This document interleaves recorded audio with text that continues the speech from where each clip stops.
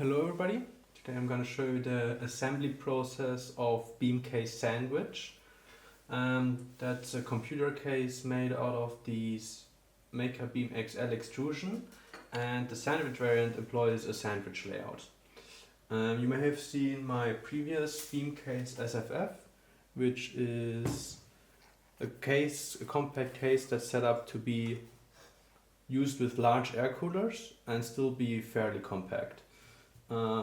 This case that I'm going to show today is going in a different direction. As I said, it's using a sandwich layout with less CPU cooler clearance but a much more compact size. So for that case we need 4 of these 300mm Makerbeam XL profiles. These are 15 by 15 millimeters. Now they come like this, that's how they normally. These already have some nuts in them for attaching case panels because I had this already used, but normally they arrive like this without any nuts, and you can get them in black or in silver. Today I'm gonna use the black ones. The black ones are a bit more delicate. You can see they get scratched very easily, so you have to be a bit more careful if you don't want to scratch them. That's why if you plan to change or adjust the case a lot, it might be nice to get silver ones because there you can't see the scratches. That's just a small detail. Then for the sandwich version, we need a PCIe riser. This is a version which has 180-degree ends on both sides, so it goes straight up again. I'll post a link to this specific one. I just got it off Amazon for 40 euros. You can find them, I think, for under 30 on AliExpress. But they are most of the time very similar, but ideally they should have a similar mounting pattern to this. And I will post some reference images into the files for this case. Yeah, just need this as the PCIe riser. Then we have a 16mm power button. Yeah, very generic standard 16mm power button. I just buy them with the cable attached and then I just sleeve them myself. It's quite easy. And then we need a PSU extension. So I don't use the screw-in type for this case, at least not now. I just use these more easily available and also cheaper standard like angled extensions for like any household item. And then I clamp them in, but you'll see that later.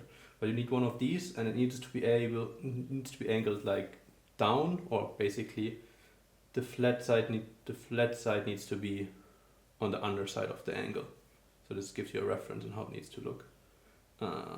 For the sandwich version, this is currently the only angle that works, but there are theoretically other options as well.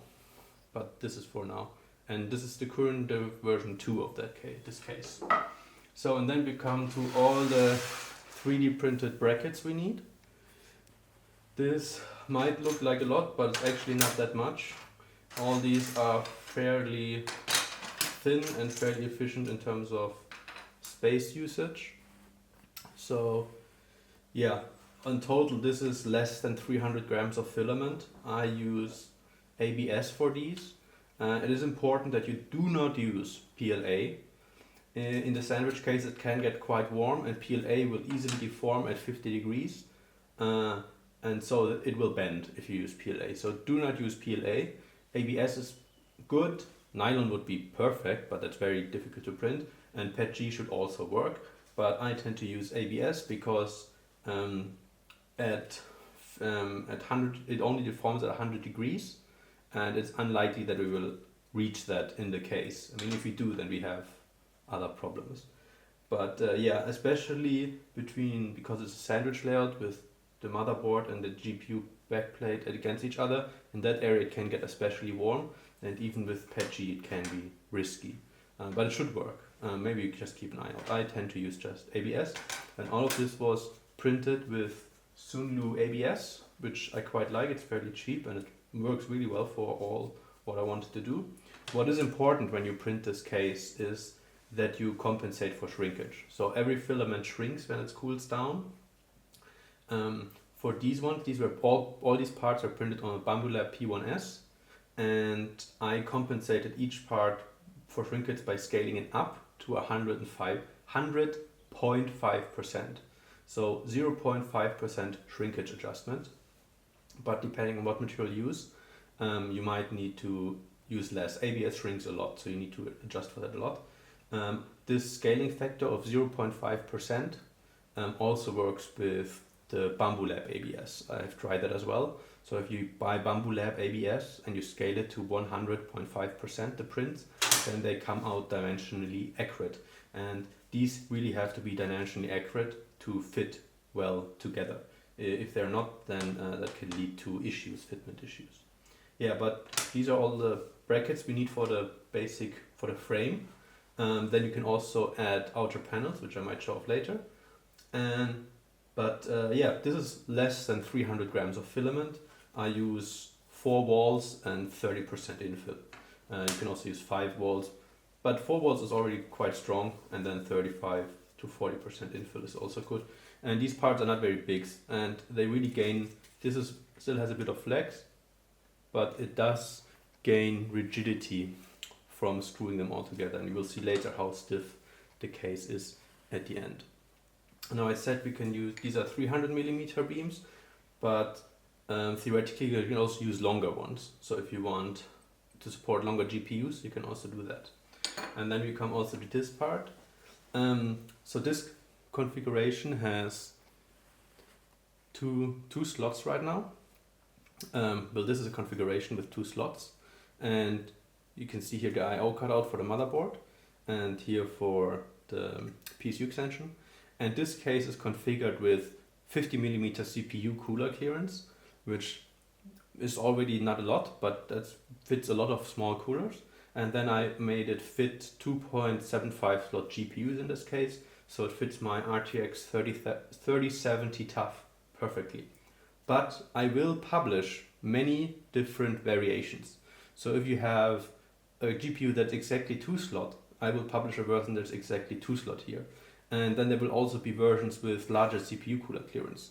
So I haven't decided how many combinations I will release yet, but basically it'll probably be clearance for 50, 60 and 70mm CPU coolers, and then it will go from 2 to 3, maybe even 3.5 slots on the other side. And then you can imagine that already if I do 3 CPU sizes and 3 GPU sizes, that's already 9 different configurations. So it, that adds up quickly. So there will be a lot of configurations available, basically, so you can tune this case perfectly to your selected components. It's a really cool part about this, and that means you can make almost the smallest case possible. There are some inefficiencies with the Makerbeam XL construction, but they are outweighed by making it your perfect size, basically. And yeah, all these files will be available on printables for sale, and you can check them out there. So these are the 3D printed parts we need, and then obviously we also need screws to put everything together. So I'm just going to move that to the side now.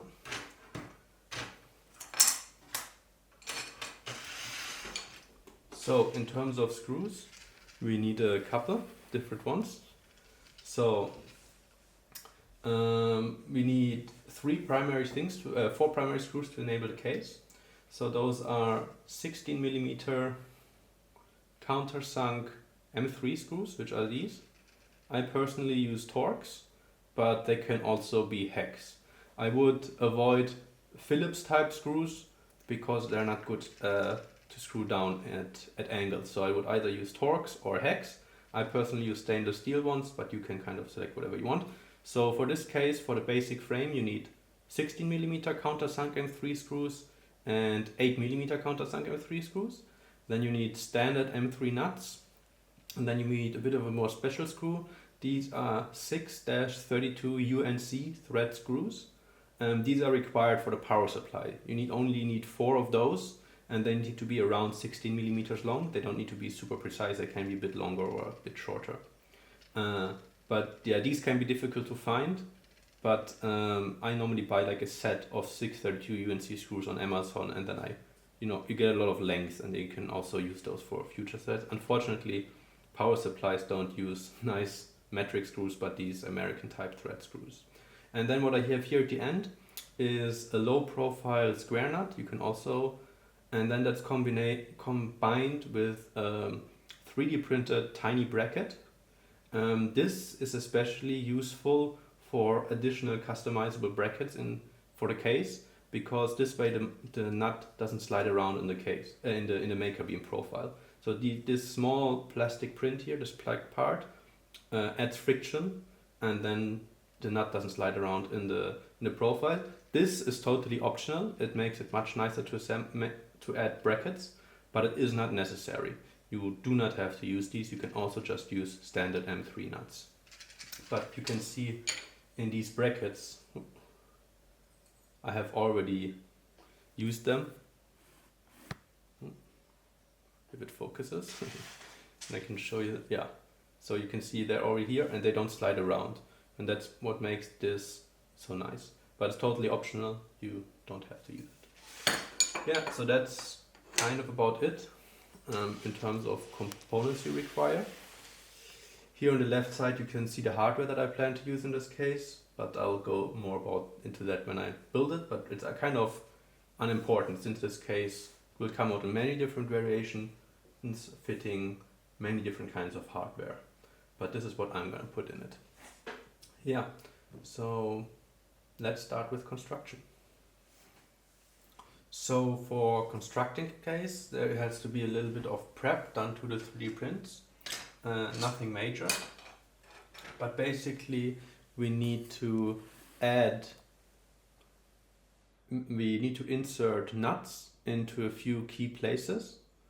So for example in this rear bracket, but wherever that has to be happen, you can see a clear hexagon cutout for the nut. Yeah, there are a few areas and parts where it needs to be happen, for example here. And yeah, the easiest way to do that, I'll just demonstrate on this small piece, is to take a nut, so just a standard M3 nut, and like press it in loosely. And then I normally use these Knipex pliers and I just press it in all the way. And then in this case it's flush. On a lot of these they are countersunk, but they're deeper in for clearance reasons. And in that case, the easy way to do it is to first press it in like most of the way, and then you can simply add a screw. When you add the screw, you can press it deeper in. So this one's already at the end, but this way you can, if they're recessed like this, you can press them in all the way. So I prepped all of these parts already. So all of these already have the M3 screws in the necessary areas. So basically you can start assembling immediately. For some of these parts there are no inserts and the screws go directly into the plastic. They then have the corresponding fit for that. But this means you need quite good layer adhesion. So it's good if you tune or set up your print settings correctly. If you use the Bambu Lab printers and Bambu Lab filament, that's normally not a problem. It normally immediately works. But it's just if you don't have bad layer adhesion, especially this part, which is the mainboard tray, may split along these holes, and that is very important that you have good layer adhesion. There are no M3 nut inserts here because the fitment is very tight and it wouldn't really allow, as you can see, there's not enough space to do that. This is done so the case is as space efficient as possible. But we will start with this panel here. So we then have, because everything is more or less built around this and with some of the main components, so these parts in the top left are not as important for now. So we need to screw these 4 parts together. Really the order is not that important. But so we will start by screwing this part, and I find the code, to the back panel. So you obviously need to fit it the right way, but the screw holes only align in one direction, so you will notice if you screw it together the wrong way. And for this we just need the 60mm screws. We can already press them through here. And then you simply hold this together the right way, so you can notice there's a cutout along this edge. And this is a cutout for the rear I/O cover for the motherboard. So this has to be pointed towards the I/O cover. And you can see the nuts already kind of slot into place. And then we can use a screwdriver so they screw in place. I'm a bit lazy, so I'm gonna use this now.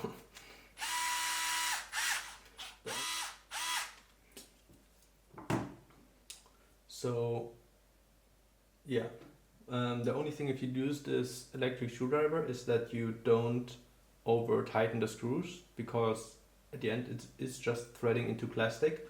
So once you feel some resistance, I would advise to just use a screwdriver, and you can apply quite a bit of torque with this before the plastic will thread out. So I am, once I kind of start slipping on the screwdriver, I'm not going full force here, I normally stop. But you can try it and you will kind of feel when it gets, you can feel when you get to the end of the treble. Yeah, so now I have to just tighten all these 4 16mm M3 screws, so this mainboard bracket gets securely connected to the I/O bracket.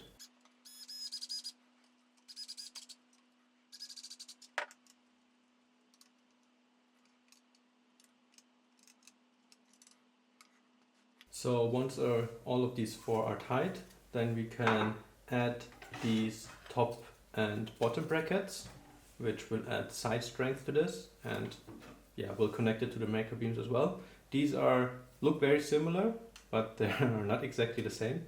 They will only more or less fit on one way.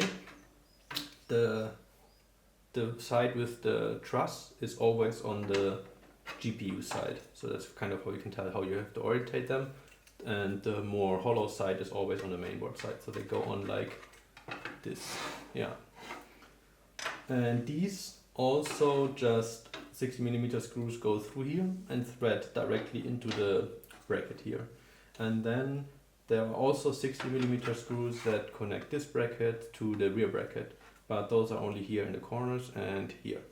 So those are very selective. So now I'll just attach these parts with 60mm screws and then do the other sides, and then that's already more or less this part of the build done.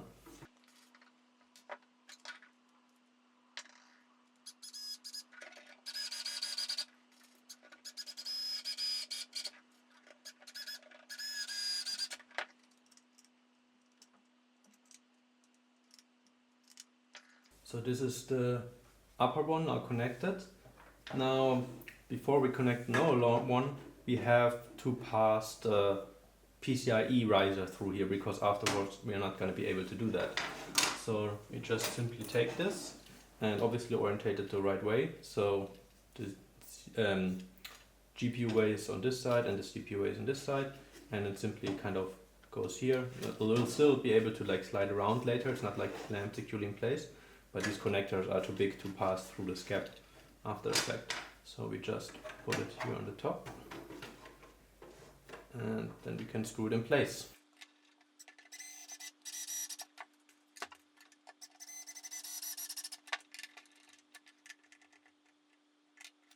Now this is in place, and as you can see it can still slide around. This is also done for assembly reasons, but we can't pass it through, so we have to do that now.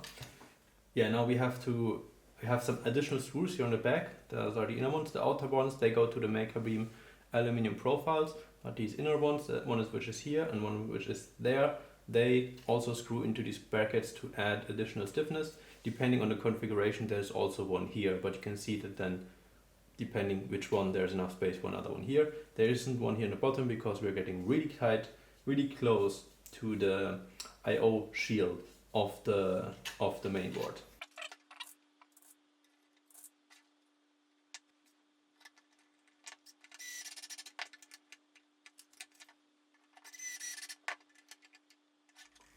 So with this, the core frame of the bracket, the core frame is already assembled. Now there are one small bracket that we have to add before we can screw everything together. That's here on the bottom. It's kind of hidden. There are some holes here, and we need there is an adapter bracket, which is this piece, which goes from this mainboard tray to the PCIe riser. And with this is the adapter piece. So if your riser looks different or has a different mounting pattern, you could modify this piece to fit your riser. That's one of the reasons why it's a separate piece. But this will fit now the riser that I've designed. For this we just need 16mm M3 screws as always, and you just screw it to the mainboard frame, and on the other side there are M3 countersunk nuts, so it can you can apply a lot of torque there as well to make it really strong and secure.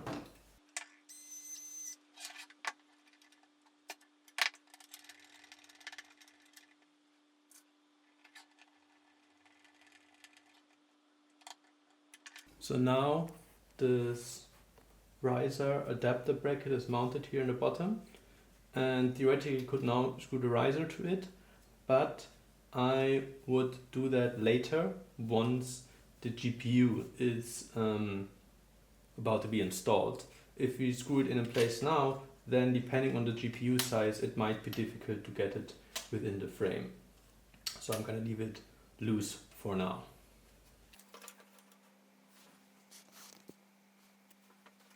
Now at this stage we can already add all the screws that we need to then slide on the Makerbeam XL profiles. So basically in all of these corners here there will be 8mm countersunk M3 screws already with nuts. I'm just loosely putting on the nut now, and then I can later just slide all the Makerbeams over them and screw everything in place.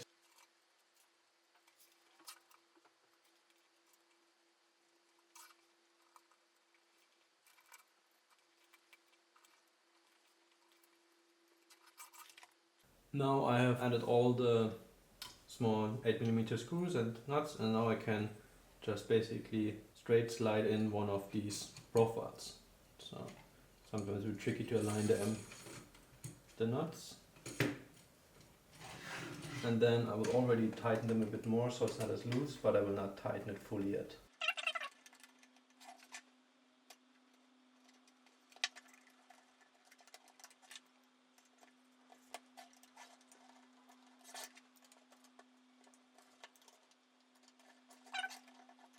Now that the 4 beams are loosely connected, you can already see the case take shape. Now we can use 16mm screws to screw in here through the ends.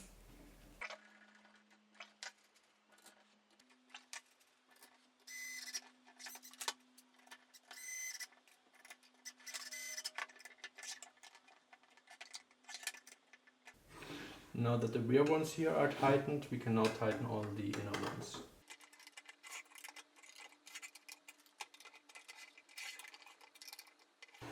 And one note, you have to be a bit careful not to over tighten these, because otherwise you can split the 3D print, and that would obviously not be good, but you would see it if you do that, so you can always just check visually. So, and as you can see, most of the kind of basic frames already assembled, and we have some flex in here, like this. But this will be taken then away with this X brace here at the front later. So now when the frame is not fully complete yet, but at this stage it's already good to mount the mainboard, because it's really tight and you might not get it in otherwise. So this is a really good stage to do that. So first off, I have my I/O cover here, and we can add it like this. As you can see, it's a very tight fit, so you can see it kind of sits underneath that plastic print, and you have to kind of slot it in like this and then lay it down, and it's a very tight fit.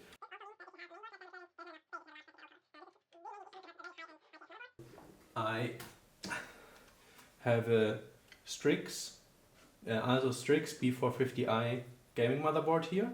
I already pre-mounted the CPU cooler, and yeah, this is a good combination. This is a Thermalright AXP 9047, I think. Full copper version, so I get the best thermal performance I can get within this form factor. But yeah, this motherboard doesn't have a large plastic cover, so it will fit without problem. And now, actually, as you can see, the frame rails are too narrow. If you want to put it like just straight down, it will actually sit on the frame rails. So the best tactic is to put it in this way. Yeah. So instead of putting it through a bottom, we slide it in through the front. I'm now grabbing it on the CPU cooler because that's quite a good spot, and we just slide it in like this. And then we can kind of plop it into place. So there's a bit of pressure here now from the I/O shield, so it won't sit fully secure. And then the screws, we will just use 60mm countersunk screws for each corner of the motherboard here. But these are a bit too long, so some small parts you print are these small spacers. They also distribute the force on the motherboard nicely. So now we have to simply put those over some 16mm countersunk screws, and then we can put them in the corners here.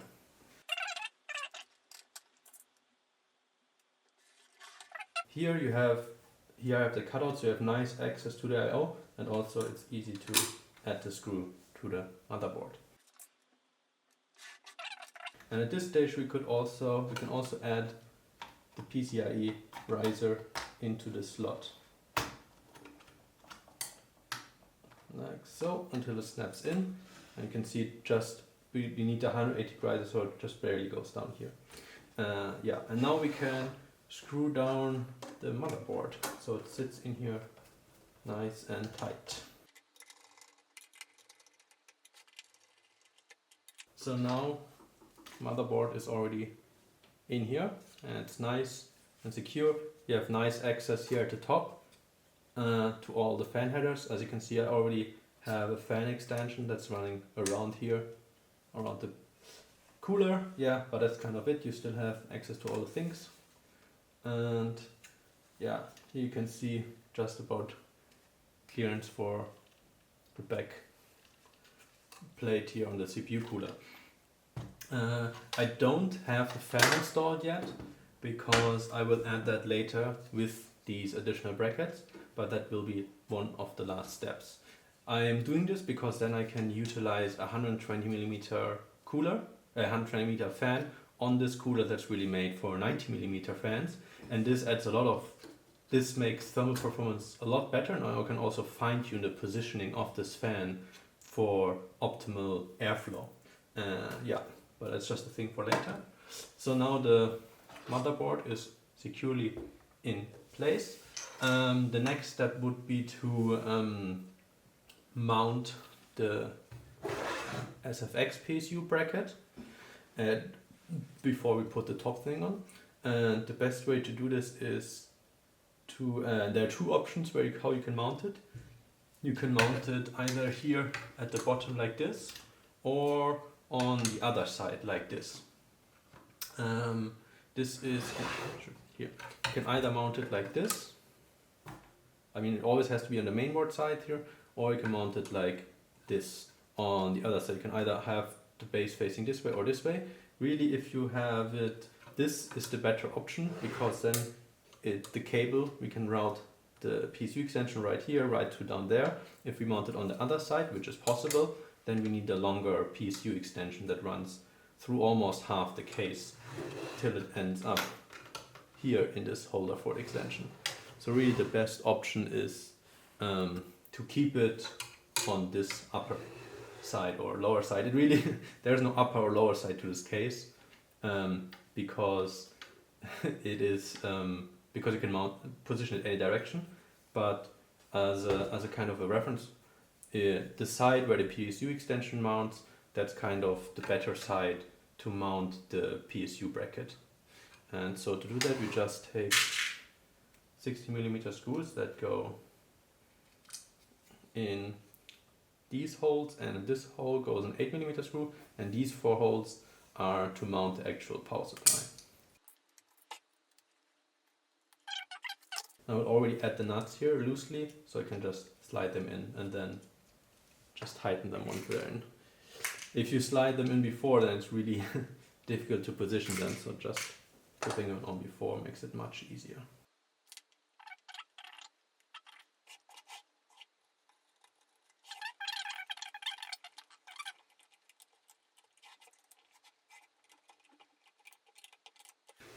And now the PSU bracket is in place. We could already mount the power supply here now, or we can first mount the GPU. I am now already gonna mount the power supply. So you should point the fan to the outside. Theoretically you can do the other way as well, but then you will, in the power supply will ingest the hot air from the GPU, and that's really bad. It will run much hotter, so it's much better to just mount it this way. And now this is where these kind of special screws come in, that these 632 UNC screws with around 60mm length, and they just go through here and will then screw into the power supply.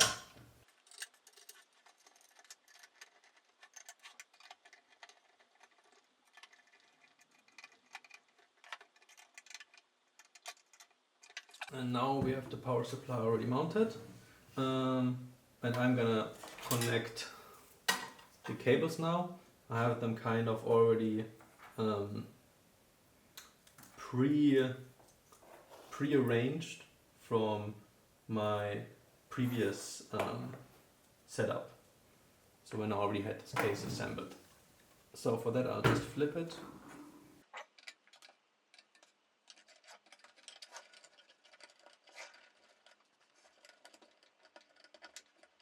So here the cable management has to be kind of different depending on the flexibility of your cables and what power supply you have. For this it really works out nicely if the 24ATX kind of just curls around once and then slots here into the motherboard.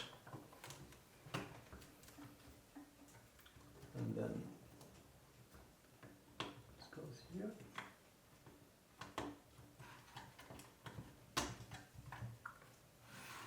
And these are obviously the GPU cables, which will run like something around like this at the front.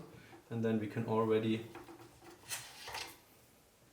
connect the 8-pin CPU cable here, sneak it through here, and then just clip it in place.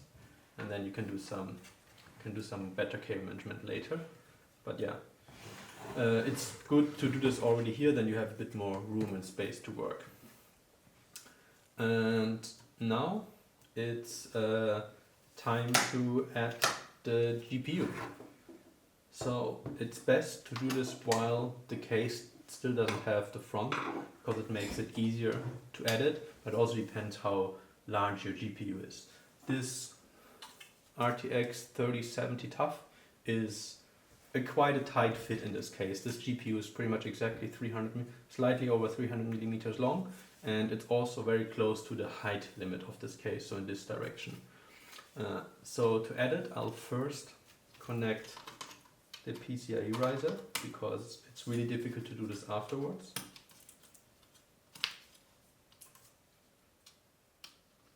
So once it's securely connected, then I can just kind of leverage it in like this and then slide it back into place. So I'm just going to demonstrate it again from this angle.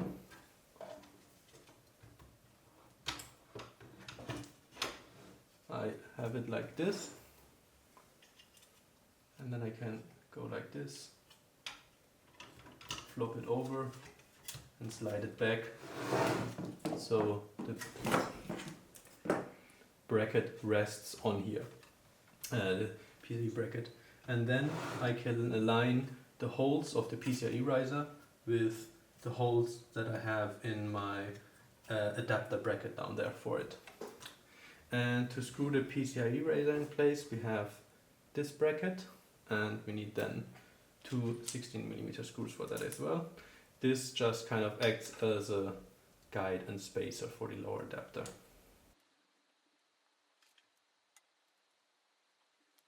So once we have the screws added here, then we can just look down it and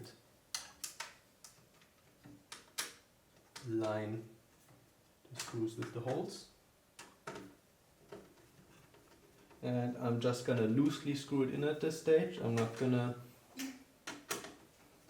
tighten it completely, because I'm first gonna line the rear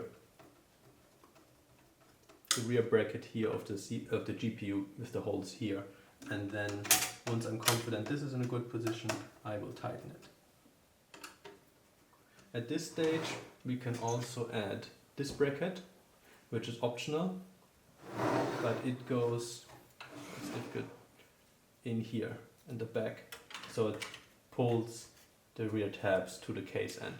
It's optional, you don't have to use it, but I'm gonna add it now.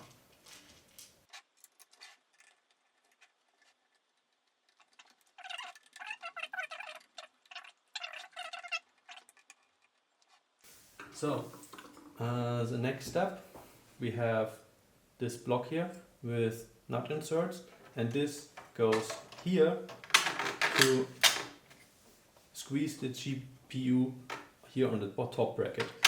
But this one also has a hole for a 60mm power button.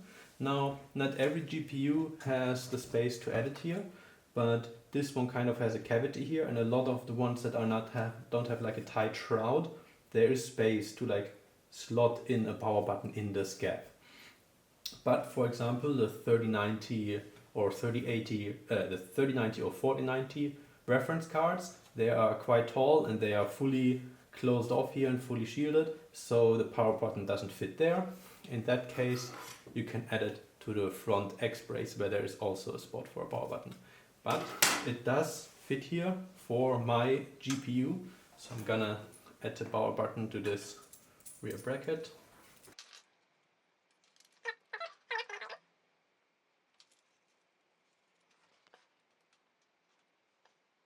And from my experience, making this hand tight is already enough if you grip it well. Exactly, so this is with the option with the rear power button, and then I just feed it through here. Oh, before we do that, we have to add the PSU extension, which I should have done before I put in the GPU. But we can still feed along the top here until it's here at the end, and then this simply, it's quite a tight fit, but it will simply press through this hole. It has to be orientated in the right way, obviously.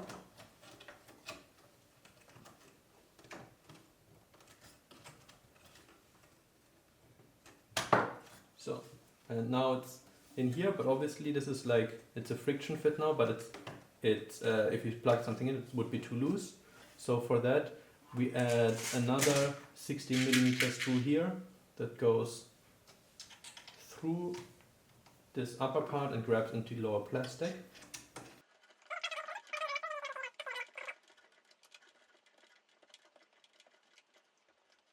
So you then have to tighten this so this plug doesn't move anymore.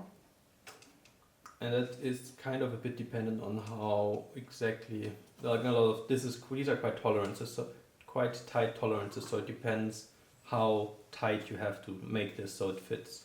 In this case I had to tighten it quite a lot, but now it's securely in place and can't move. So once that is added, then we can sneak this through there. Now, and plop this there. Now ideally you would have added this, I would have added this power cable before I put in the GPU. That was a bit of an error on my side. Yeah, but I still was able to feed it through. Depending on how big your GPU is, you might not be able to do that after the fact. Yeah, so now this is here in place, and now we can add a 16mm screw here at the top, which also locates this side bracket. I'm not going to tighten this fully. And then what is really important, we need to add 8mm screws here at the bottom, and these will really fix the top bracket here of the GPU in place as it gets clamped between this plastic piece and the other plastic piece. And this screw doesn't just thread into plastic, there are nut inserts on the inside of this bracket which will take all the pressure.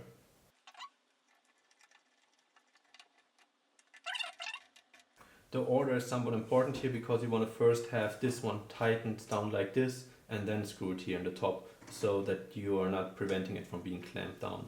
And now the GPU is secured here at the bottom, and obviously in the PCIe riser.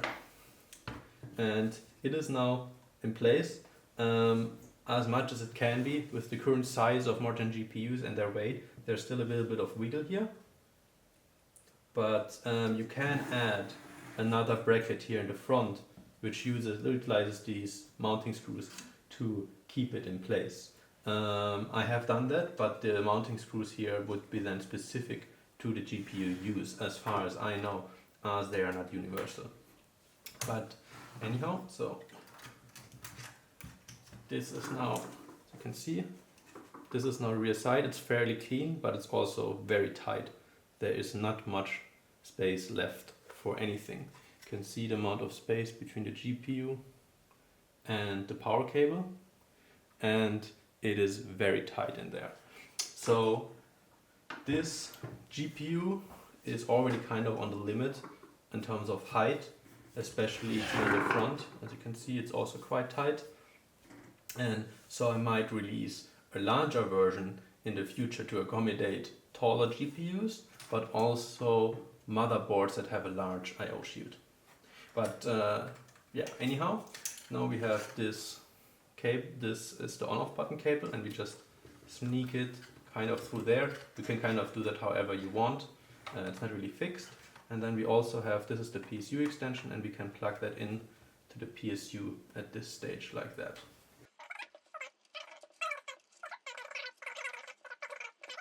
And now I have to connect it to the inside here. It can be easier to do that without the power supply in place.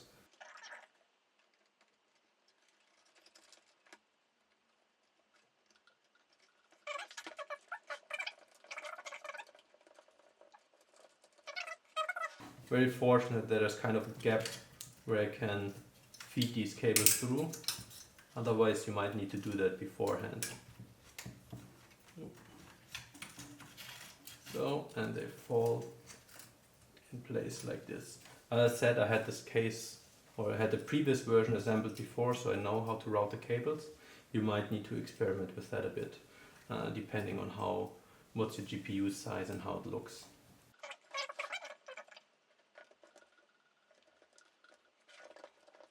So obviously cable management can be still refined. And now that pretty much everything is in place,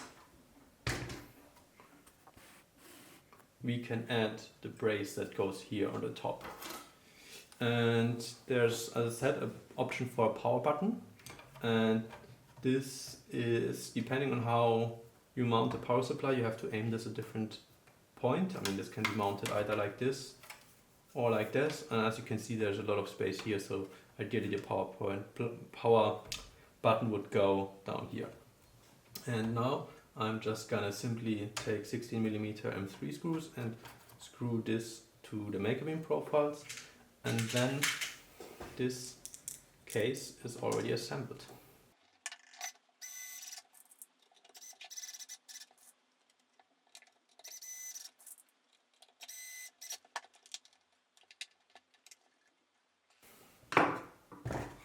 And now with this, the case is complete.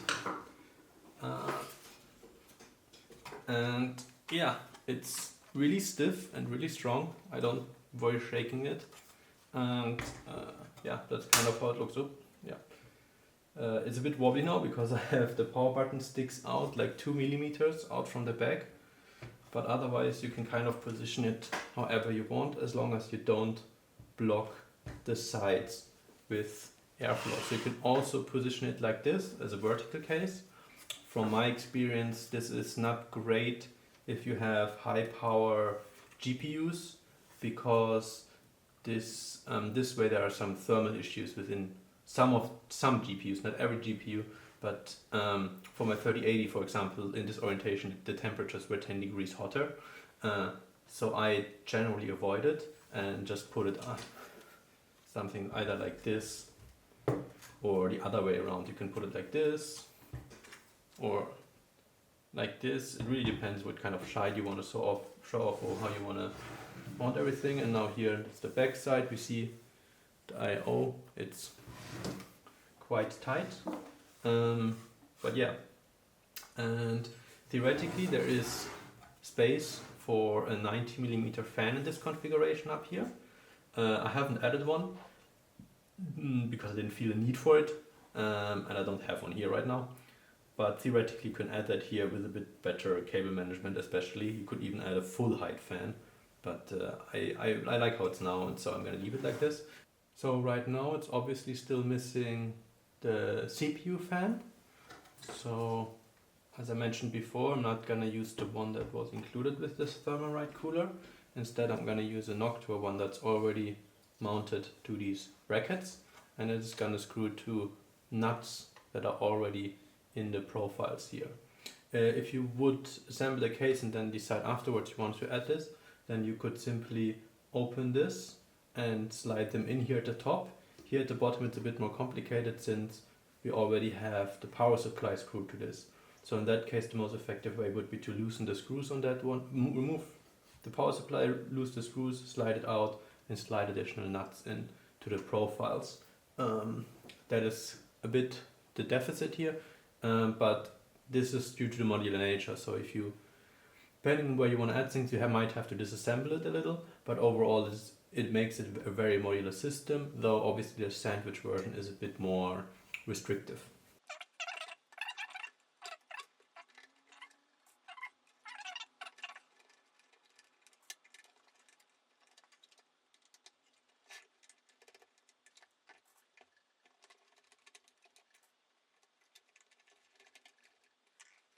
So now the CPU fan is added as well, and the build is basically complete. Now, as you can see, there are nuts here on the outside, and those are there to add case panels, which I have also already designed. Well, I have designed two versions kind of. One is ready to be released with the case, and those are the simple chamfered side panels, which I can see I can simply attach like this with the 8mm screws. Now in this case they're a very nice bright orange, but really you can make them whatever you want. And for this pattern I used infill, and you can also use whatever infill pattern you want there. If you like hexagons, you can use hexagons. This one has a very low infill percentage to optimize airflow, but I also printed this one with a 0.6mm nozzle, and that means that each of these lines is 0.6mm thick, and it's printed from ABS, so this panel is very strong. It's quite bendy, but it's good, then it doesn't break, and these ribs, individual ribs, are also very well connected. So this makes it a very nice sturdy side panel, and yeah, I could cover this all now in orange side panels, but I'll do that in another video. But you can already see images of a fully covered version online in the printables model. Yeah, but that's kind of it. You can also very easily add whatever kind of side panels you want. So if you want another style, it's very easy to add it to these profiles. The one thing that has to be kept in mind is here at the front I intended the front panels to be screwed through this panel directly into the profiles, and to do that you need longer screws. So while this entire case can be built just with 16 and 8mm countersunk M3 screws, I would, if you buy screws, it might as well make sense to get some other lengths. So one of those lengths is 30mm. This is really nice because then you can add parts, for example, onto the back this, for example, if you want the spacer to have it like this as a vertical case, and you can use those 30mm screws to do that. Or if you want to add something on the front, they're also very useful. Same goes with 20mm screws. They can also be very useful, especially here at the front, to add another panel.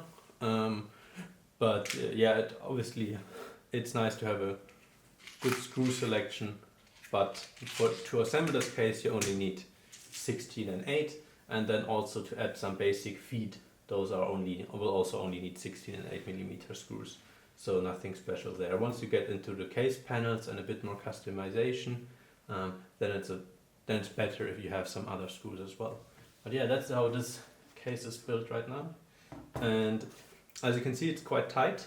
I to some degree built it around my current hardware here, and especially kind of GPU height is a bit of a limiting factor.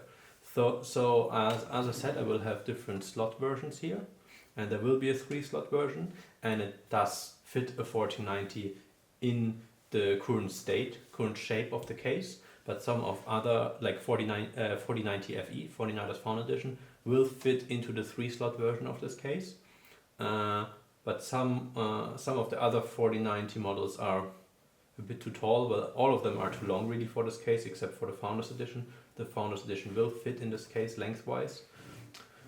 So I might make like an L version of this BeamCase Sandwich later that then also gives you a bit more space here and maybe some space in the top for 100mm fans. But right now I'm just focusing on this one, and realistically you can also screw fans onto the top here if you desire to have more cooling. Also, if you have an AIO, you can theoretically screw it here on the top as well, with some additional brackets. I currently don't have direct plans to add an AIO internally into the frame, maybe later, but that's not high up my list of tasks right now. It is more about making some accessories to this and some other case panel options, and then I also have an ATX version I have to work on, which is not Sandwich. Yeah, so that's the intro to and assembly to BeamCase Sandwich.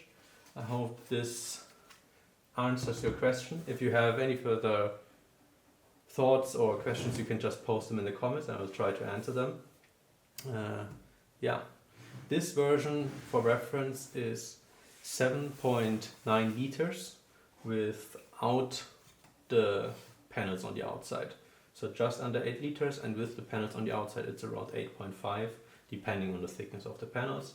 And if you just have a purely 2-slot cards and use the 50mm CPU cooler, it will be a 7.2 liter case. So actually quite a small case.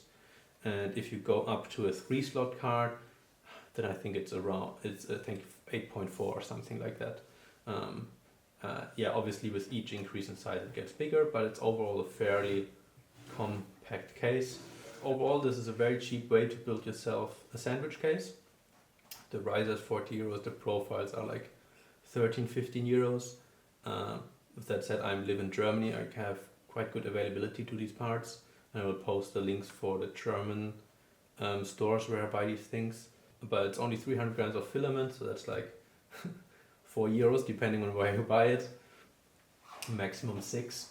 And yeah, and then just a riser and then the screws, which depends on where you buy them. So overall, this is a sandwich case for under 100 euros, easily under 100 euros.